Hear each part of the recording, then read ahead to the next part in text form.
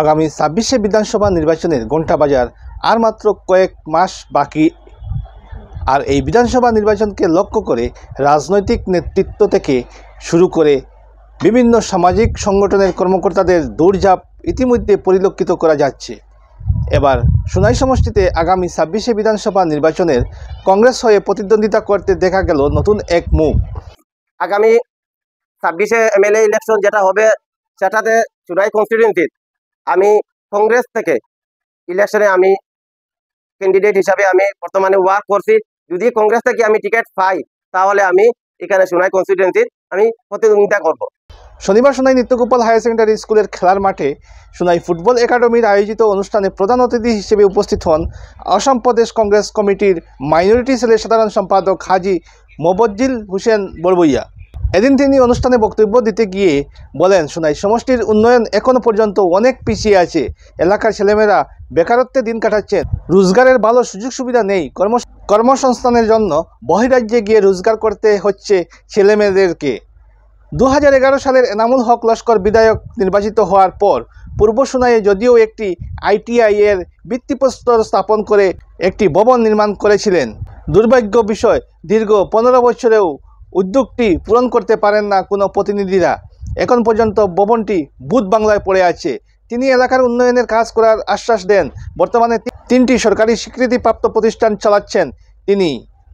এতে অনেক বেকার যুবক যুবতীরা কাজ শিখে সরকারি অথবা বেসরকারি প্রতিষ্ঠানে কর্মরত রয়েছেন। তিনি আশাবাদী আগামী ২৬শে নির্বাচনে দাবিদার হিসেবে কংগ্রেসের পক্ষ থেকে যদি টিকিট পান সোনাই সমষ্টি থেকে প্রতিদ্বন্দ্বিতা করবেন, নতুবা যিনি কংগ্রেস থেকে টিকিট পাবেন তার হয়ে কাজ করবেন।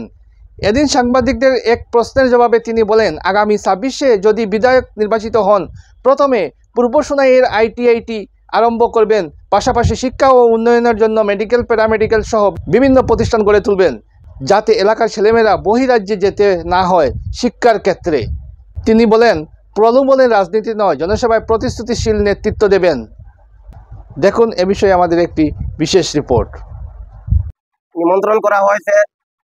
আমার নাম হচ্ছে হাজি মোবাজ্জিল হোসেন বড়বইয়া, জেনারেল সেক্রেটারি আসাম প্রদেশ কংগ্রেস কমিটি মাইনরিটি ডিপার্টমেন্ট এবং chairman Assam institute of nursing, chairman Shifa pharmacy institute এবং চেয়ারম্যান শিফা BSc nursing college, general secretary NGO paradise.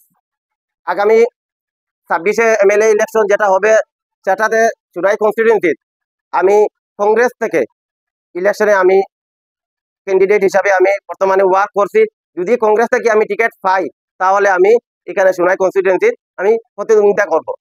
কারণ হচ্ছে সোনাই কনস্টিটিউয়েন্সির এখনো বহু জিনিস বাকি আছে হওয়ার।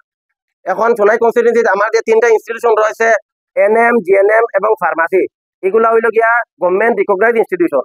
এগুলা হইল গিয়া প্রফেশনাল কোর্স। NM 2 বছরের কোর্স, GNM 3 বছর, ফার্মাসি 2 বছর। এগুলা কোর্স করার সঙ্গে সঙ্গে স্টুডেন্টের গভর্নমেন্ট জব হয়। গভর্নমেন্ট জব যদিও না হয়, যে কোনো প্রাইভেট হসপিটালে একটা জব করিয়া তারা জীবনে তারা বাঁচতে পারবো, তারা ফ্যামিলি বাঁচাইতে পারবো। যার কারণে বর্তমানে আমার 3টা ইনস্টিটিউশন রয়েছে এবং একটা BSc নার্সিং কলেজ ইতিমধ্যে আমরা আরম্ভ হবে, একটা 100 বেড হসপিটাল আরম্ভ হবে।